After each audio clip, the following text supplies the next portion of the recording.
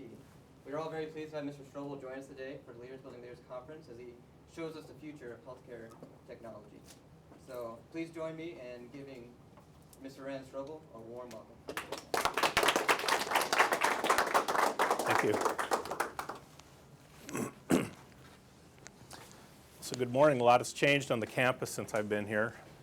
I noticed a significant presence of police on the campus. Is that normal? When I drove in? I don't know. It wasn't here when I was here. They have a substation up here. Okay, that explains it. I won't be so nervous then. So 28 years ago, actually 32 years ago, when I first came here to Union, I had no idea at the time, but a truck pulled in shortly after the school year started, and I was a part of helping unload terminals that went into every dorm room. I don't know, some of you remember that. I know some of you did, yeah. What I didn't know at the time was that was something pretty significant, not only for Union College, but for this country. I think it was the first college or university that had done that. So it really put Union College on the leading edge of information technology. What I also didn't know was that that was a part of a plan that I had no idea was unfolding for me, where I then started using things out of the micro lab like SuperCalc and WordStar that really have evolved into tools that we can't live without today.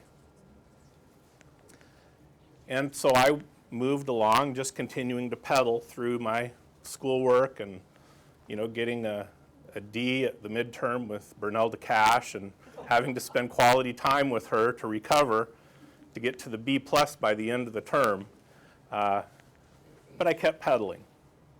And I graduated. I was fortunate. I had a job when I graduated. It's not easy to do, not anymore especially. And so I just continued to pedal into my career, thinking, well, this is going to be fairly predictable. I went into healthcare.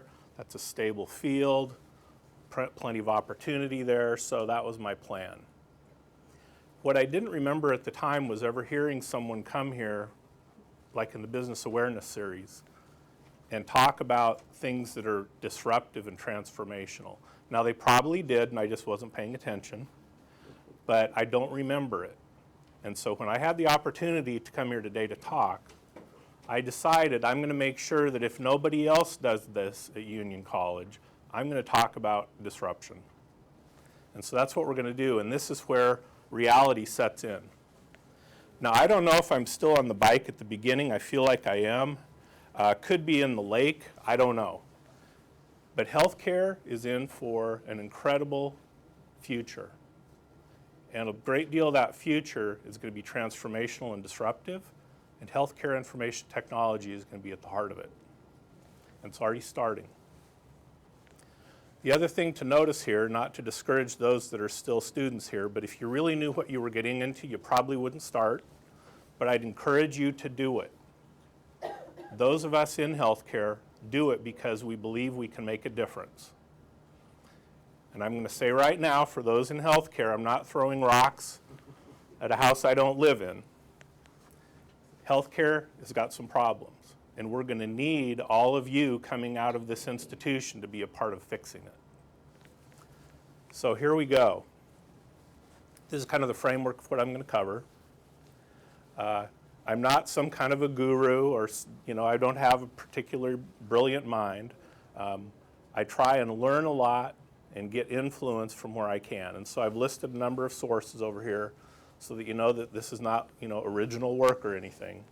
It's a lot of folks I've had opportunity to talk with, meet with, spend more time with some of these organizations like McKinsey and Pace Harmon than I'd really prefer to, but I've learned a great deal.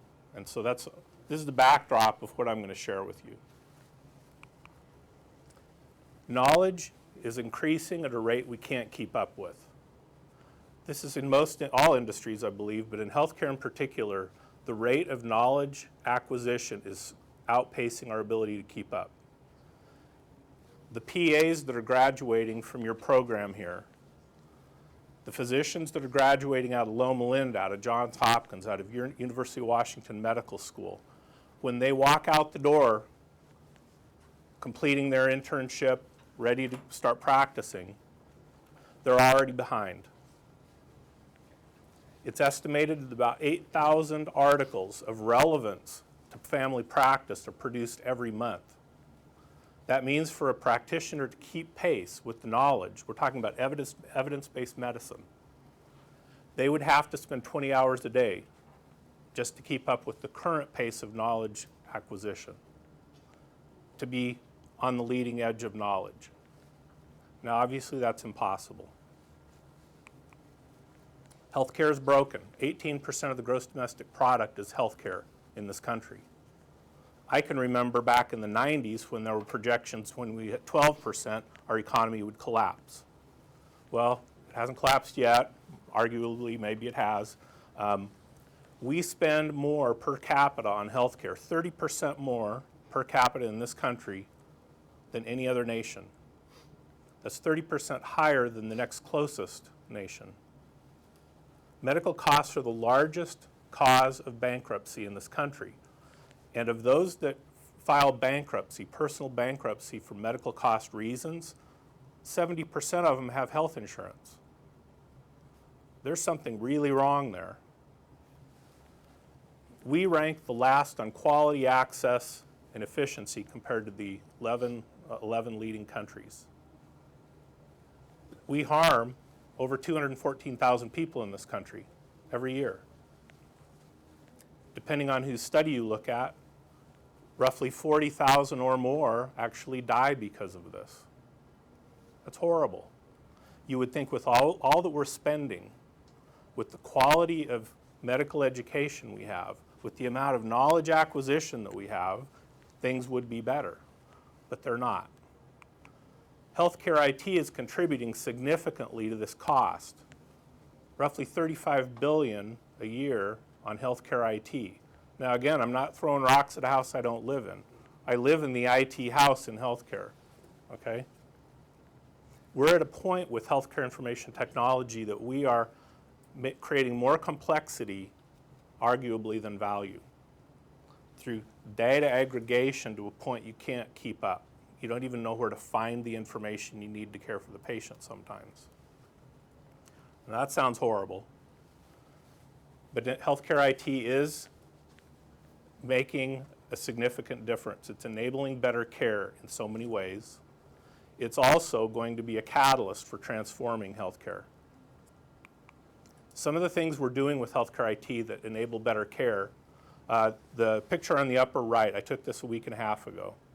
There are 2 additional people there that you don't see on screen. This is we call it a bunker. This is where cardiac telemetry happens. And it happens across 8 of our hospitals. We have a few more hospitals we're going to put on this in my division. But we monitor about 300 patients at any given moment on telemetry. By doing this, we've eliminated roughly 90 FTEs. We've also increased the quality of telemetry monitoring because we now have the best of the best sitting at those monitors, intervening with the patients. The bottom right is EICU. You can't afford to have really high-end pulmonologists and intensivists in every one of your ICUs. By placing those high-end specialists in these central monitoring areas, you can get better care for the patient and reduce the cost of the care. We have these in multiple markets across CHI. The bottom left are virtual visits. I don't remember the exact count. We're doing thousands of these in our division, where it's the equivalent of Skype. It's a medical version of Skype. You can connect in on demand as a consumer 24/7 and do an urgent care virtual visit. You don't have to drive in and sit in the waiting room and hope to be seen within the hour, maybe 2 hours. It's on demand. And it costs significantly less than the whole process that goes on to manage a physician office. So these are examples how IT is enabling better care today. Now it's taken some work to get there, but it's happening today. I'm not going to talk about nursing care delivery because I'm not quite under a non-disclosure, but pretty close. So I won't talk about that one. But that is going to be transformational in how nursing care is provided in our hospitals. a lot of what comes to mind when we think about IT is more structural in nature. It's really building the foundation. There's been 30 plus years of advancement. Within my lifetime, the Mac came into existence, the personal computer came into existence, the internet protocol was developed, maybe started slightly before I was born, probably wasn't known to most everyone except in scientific circles. We have the internet, the World Wide Web came to existence during my lifetime. So in a fairly short period of time, a lot has happened. We have networks of things. We can see examples of networking stuff right over here in the corner. Applications are a core part of how we get our work done. Storage, most storage. Our organization has countless petabytes of data that we store because we're in the medical business. Storage is expensive. Typically, that's been done in data centers, in storage area arrays, different kind of storage environments. Aggregating data. There's been a huge focus on pulling as much data into the clinical systems as possible so that the providers have all the patient's information. That's been a good thing and a bad thing. And for the most part, we share access to information through portals that are more institutional in nature. So it's not really a consumer-centric provision of access. It's more of what is the institution doing for me or to me versus me doing what I would prefer to do. We're in the beginning of a transformation. The 30 years of advancement is really transitioning to mobile computing being the driver for almost everything we try and do. Probably everybody in the room has a smartphone or a phone that communicates in some way.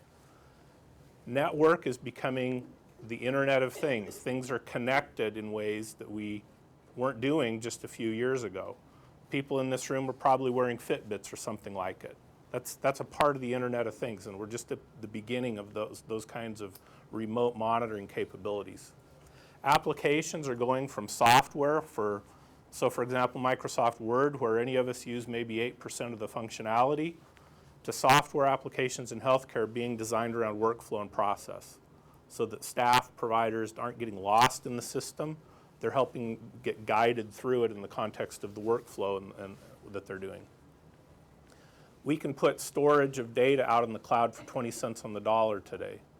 Now, healthcare, being risk averse, has been a little reluctant to go to the cloud, and for good reason. We have a very important obligation to protect the data that we have about our patients. At the same time, we are now at a point where the cloud can be used in a secure way. So for 20 cents on the dollar, we need to be using those capabilities. Aggregating data has become just this endless sea of data. It's very difficult to navigate. Advanced analytics and turning that data into information is where the focus is starting to shift.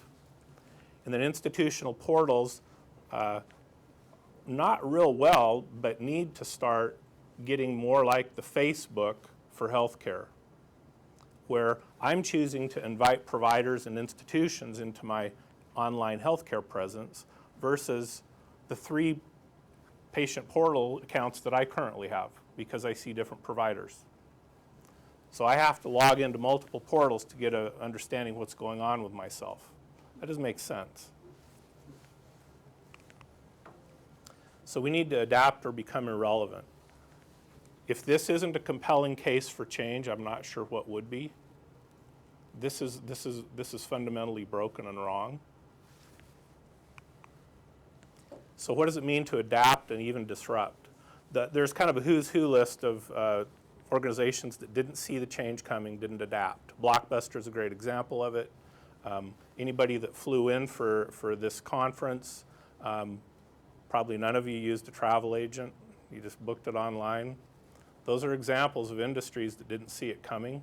And some of them didn't have a choice. It was just going to happen to them. You could insert your company name here if you aren't prepared to adapt. Starbucks. Back in the 70s, it was a roaster company. They sold roasted beans and coffee brewing stuff. That was it. And Howard Schultz then went to Europe, Italy, I believe, and observed that the consumption of coffee was not so much about the beans, which is evidenced by the quality of Starbucks coffee, just a slight editorial on my part. But it was more of a social experience. And in Southern California, where it's hotter than blazes in the summer, the Frappuccino, which was initially rejected by senior leadership at Starbucks, ended up putting them in a very strong financial position. That's a company that adapted. There are examples, and I didn't see them here at CVS or Walgreens, but in many parts of the country, you're seeing minute clinics in these places. That's about reaching the consumer where it's convenient for the consumer to get care. Google, that we're all familiar with, is getting into the autonomous car business and artificial intelligence in a big way. I've got a whole slide on that, because that will help set the stage for where I think transformation is going to head in healthcare. And I think if you can see what's happening there, you'll start connecting the dots about how this can translate to healthcare. Smartphones. Smartphones are becoming more than a communication tool and gaming and entertainment tool. In fact, my smartphone right over here, I can do an FDA-approved single-lead EKG on this device. And when I do it, I just put my fingers on here, I launch the app, it captures the waveform. I can then, and it has the analytics built in that'll tell me if I have an arrhythmia or any abnormal heart pattern. I can choose to send it for $12 and have a board-certified cardiologist interpret it for me. I don't even have to go to my doctor. So my doctor, the definition of my doctor is now changing. So that's an example of a mobile device that's loaded with sensor capabilities becoming a game changer for healthcare. I bought that for $68, by the way. Data aggregation is not so much about amassing data, it's about using analytics over the top of that data to help change things, help make decisions, influence care. So how this happens is highly dependent on our ability to process data. Moore's law, I think it dates back to the early days of Intel, has mapped the progression of computing capacity.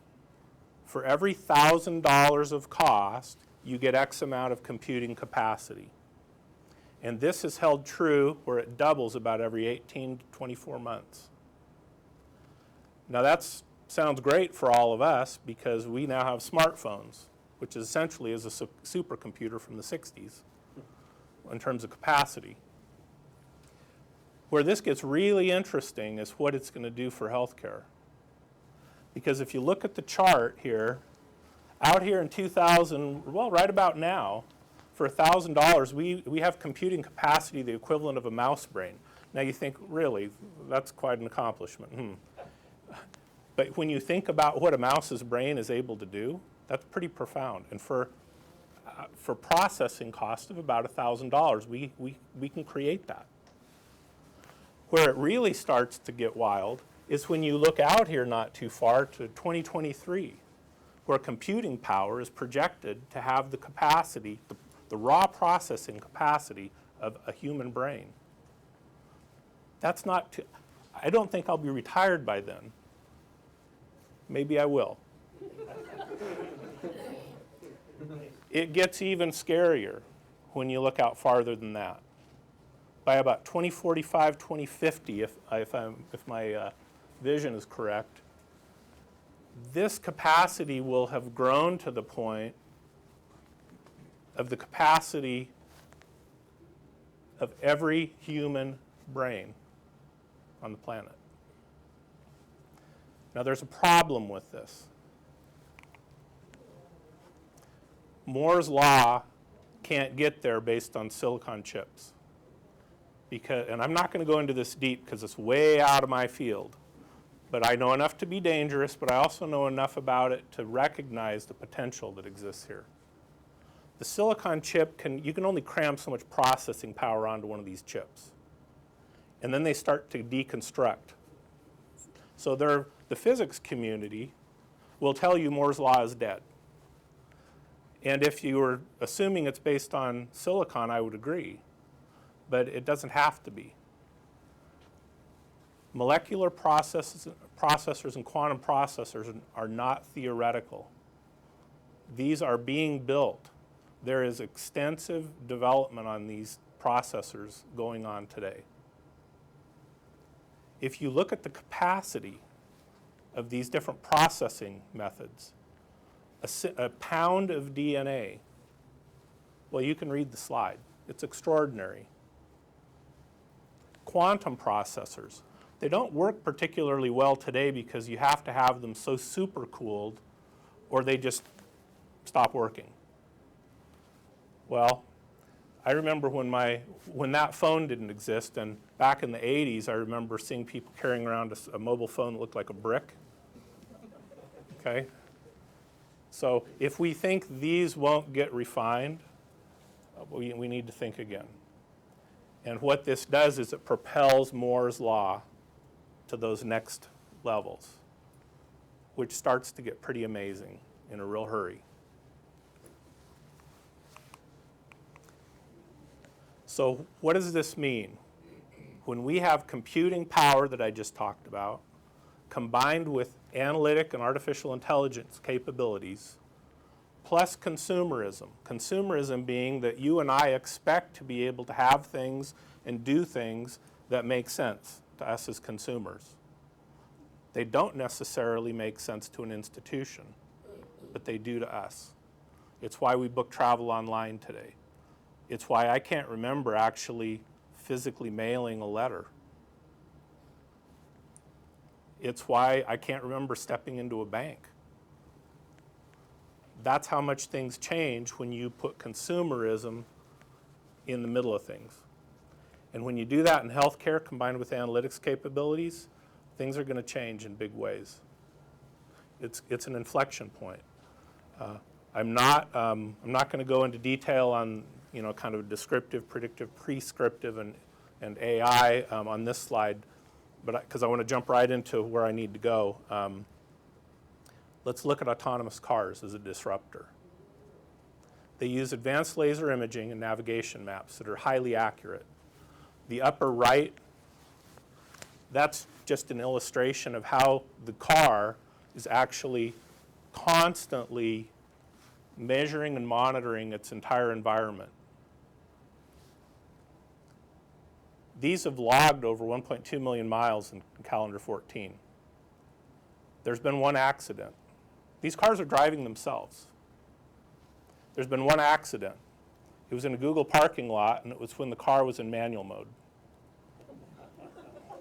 Now, you and I, we have an accident about every 500,000 miles. Some of us, like Denise and I, are a lot more frequent, but yeah.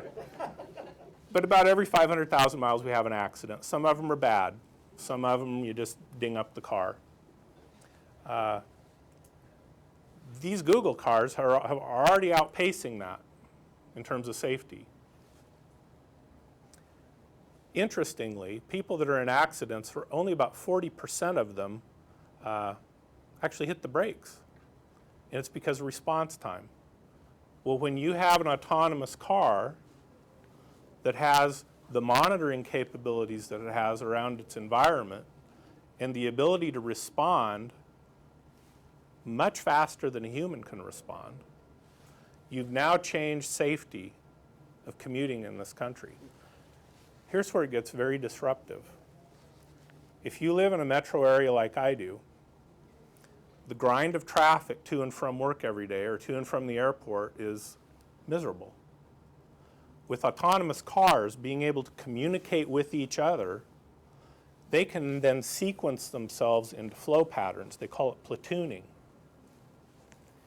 And suddenly you don't have gridlock because all these cars are smart.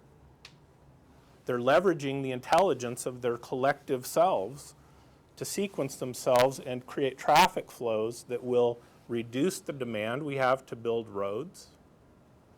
It will change the auto insurance industry. because when you don't have accidents happening at the rates we do today, why are we paying the premiums we do? We're safer. Now, if you choose to drive in manual mode, you're going to pay through the nose for insurance. And they'll know when you do it, when you take your car out of auto mode, right? It's also going to change the auto industry, because if I'm not actually driving my car, why do I want to buy one? Why wouldn't I just grab my smartphone and have Uber show up at my door and pick me up and take me wherever I want to go? Uber is already disrupting the public transportation industry. And they don't have autonomous cars yet, but they will. So this is a disruptor using advanced analytics and computing capabilities that we didn't have not too many years ago.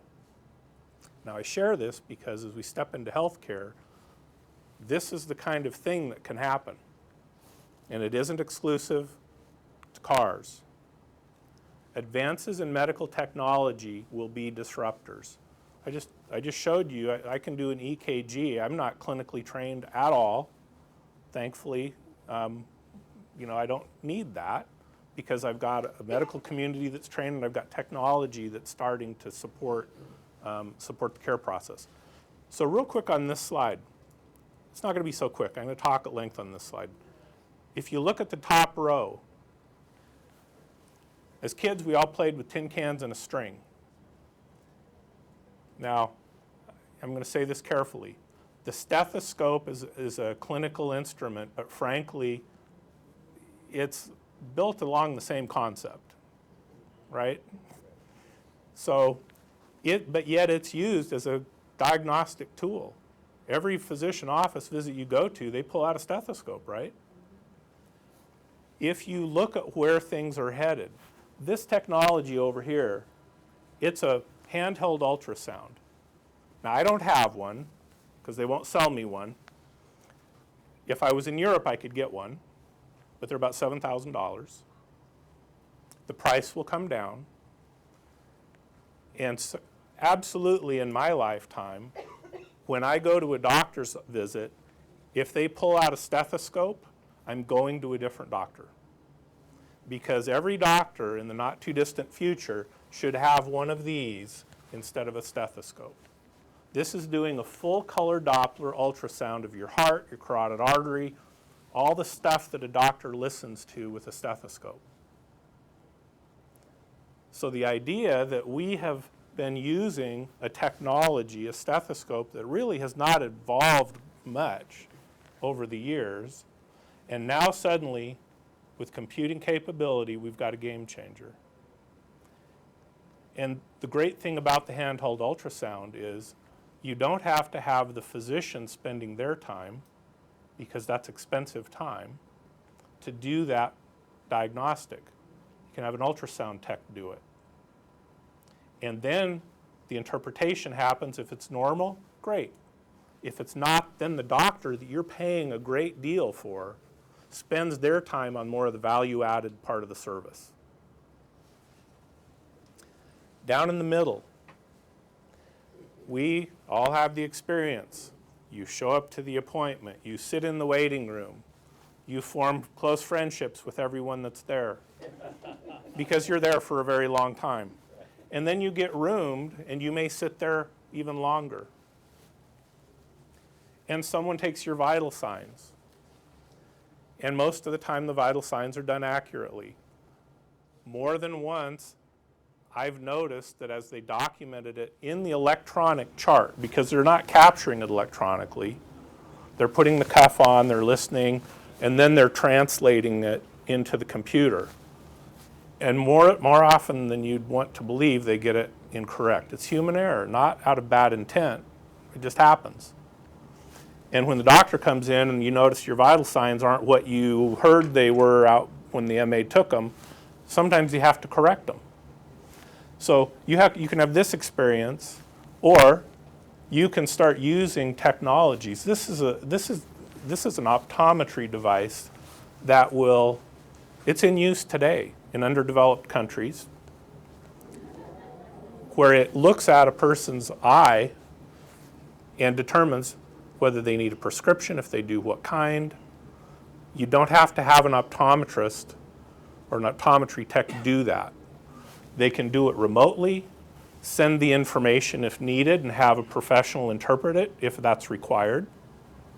And you've now extended optometry care into parts of the world that had no hope of having it before.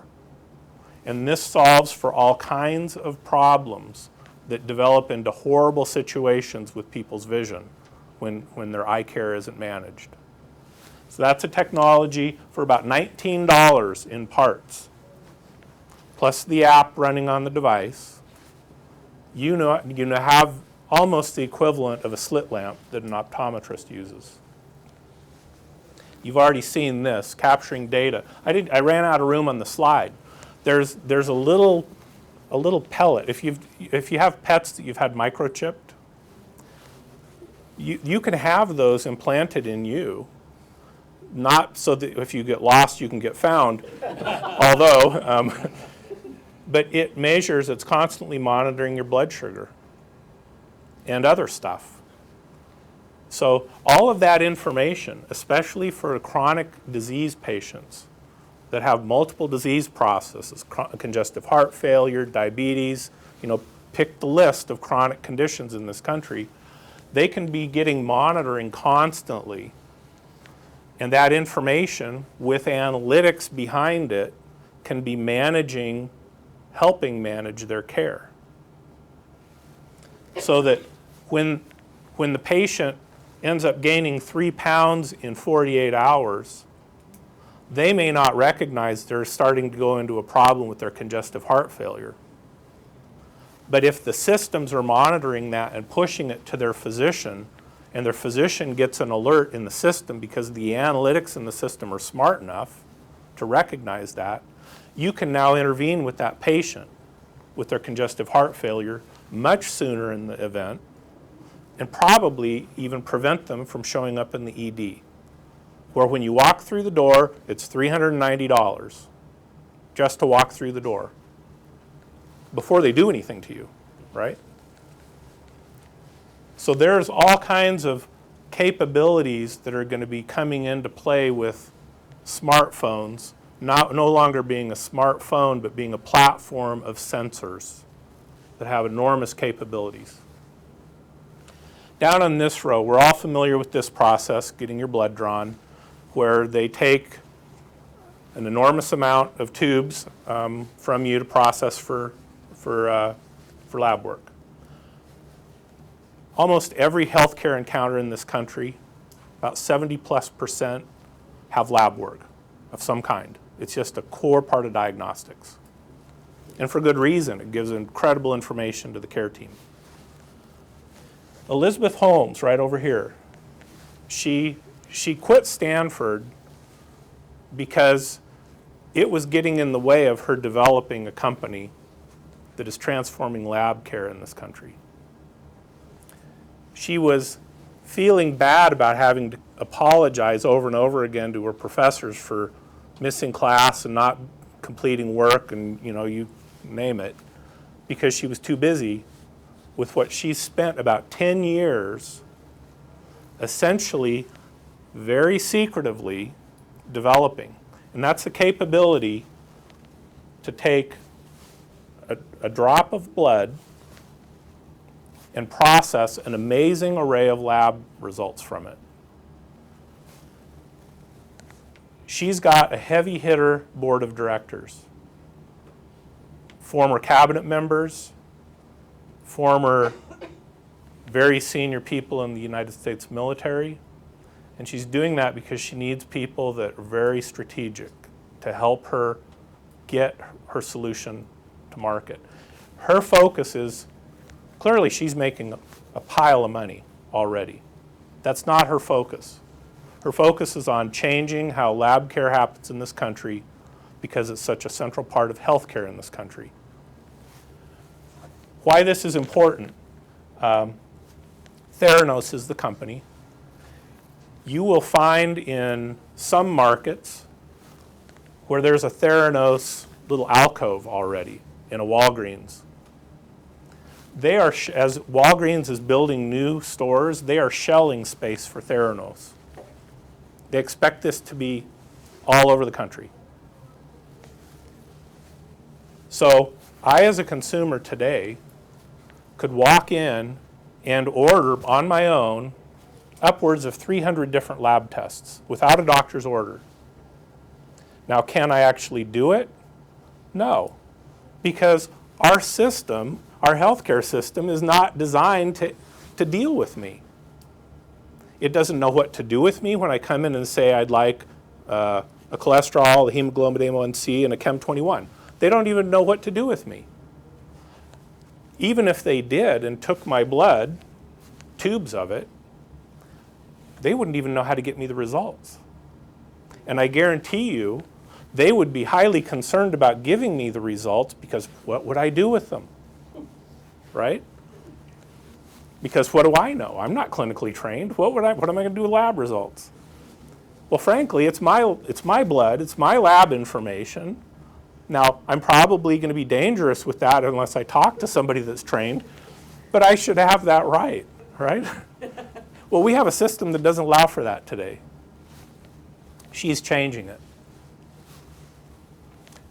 This is just an illustration of something where Qualcomm is committing a significant amount of money to developing a tricoder. If you know anything about Star Trek, you remember tricoders.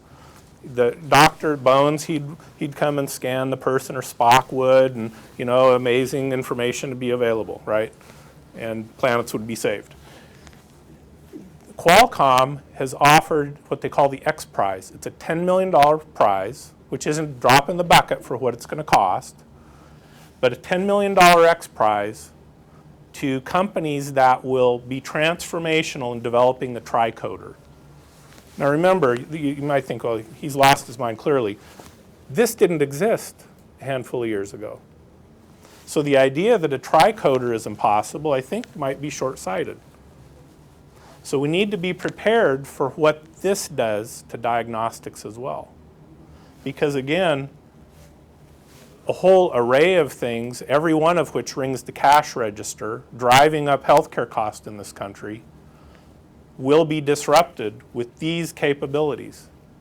Now this one, this lab thing in particular is an important one. Especially if the patient is an infant, drawing the amounts of blood today that are required is actually, at some point, a risk creator for the care of the patient, for the care of that infant, especially if they're hospitalized for an extended period of time. There's only so much blood in the infant, and they can only replace it at a certain rate. So when you're drawing 2-3 vials of blood out of an infant, you better think real seriously about how long you want to keep doing that before you want to move to this. Because this changes everything in terms of being able to do lab processing. Now, I happen to be on a CIO council of a regional lab consortium, and this scares us to death because it changes the whole landscape of lab. Now, it hasn't steamrolled through the country yet, but just wait.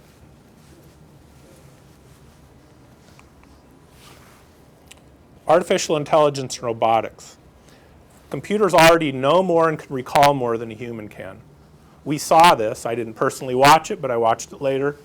IBM Watson beat the 2 highest winners of Jeopardy. And this wasn't where the questions were fed to IBM Watson. IBM Watson was hearing them just like the people were in the moment, translating the language and answering, hitting the buzzer and answering the questions correctly, right? Now, IBM Watson is a big thing. They couldn't put it on the stage. This thing generates enormous amounts of heat and noise like you'd find in any data center. You can't put it on stage, right? But it was competing head-to-head with these contestants, and it beat them with some pretty obscure questions. We're already using robotics for surgery. The Da Vinci robot is used extensively for particular procedures. It has built-in capabilities so that it compensates for hand jitter of the surgeon. Because when somebody's working on your prostate, you don't want them to have jittery hands, right? So these robots already have a certain amount of intelligence and capability getting built into them. There's this whole field of science emerging around developmental robotics. And I'm not going to go into that in detail, but the concept is that the computers will learn. Almost like they start having some, I'll just call it awareness, okay?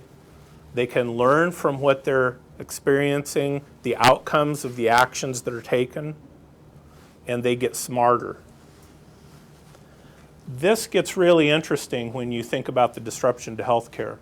Healthcare Watson has had 2 million pages of medical information from hundreds of thousands of sources already crammed into it.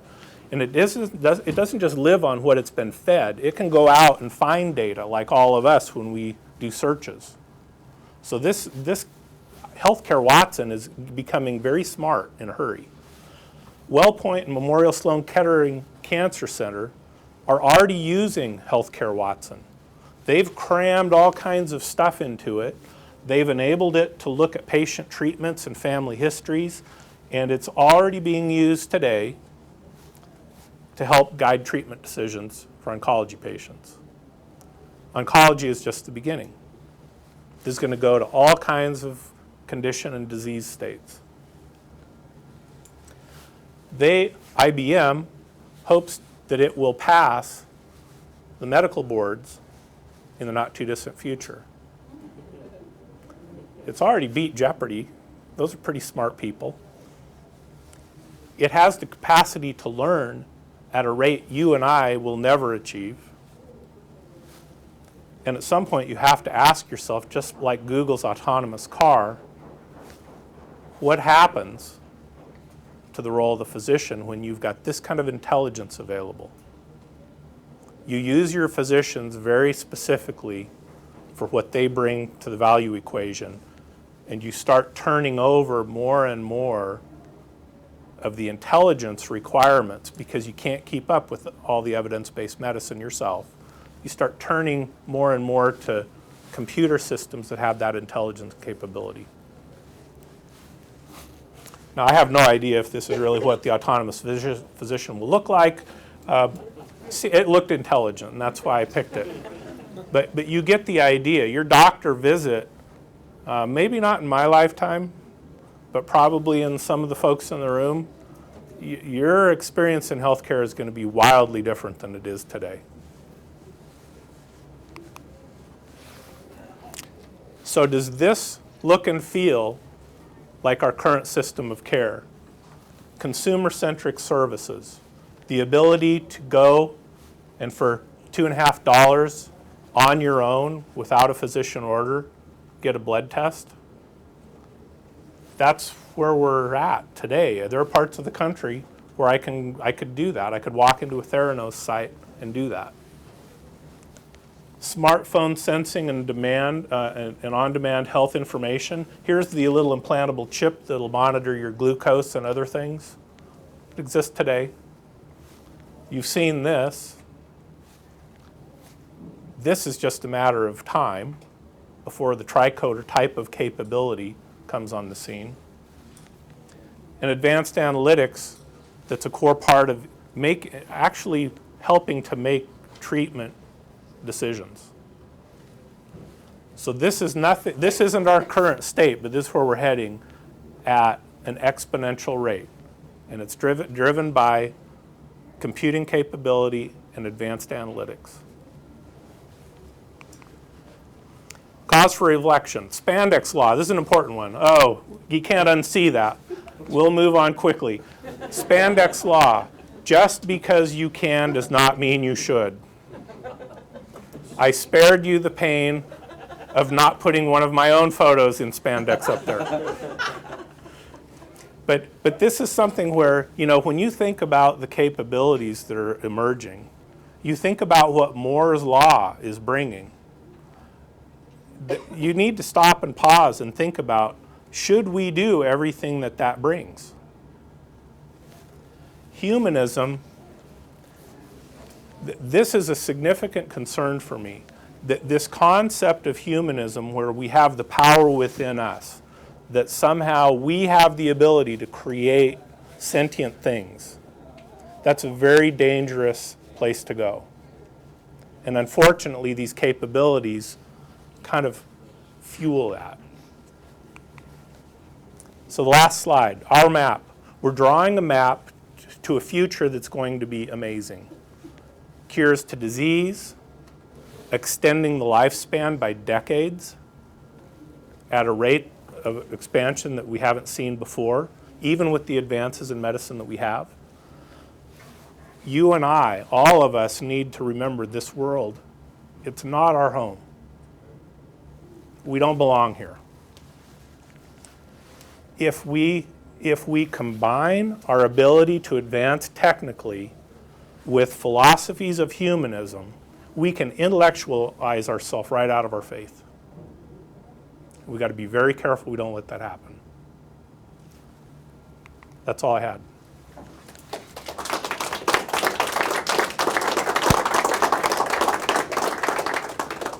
Thank you, Rand Strobel, for sharing your Sure. insights with us. As a token of appreciation, we have this business division mug and a personalized Great. business card holder for you. Great, thank you, appreciate it. Thank you.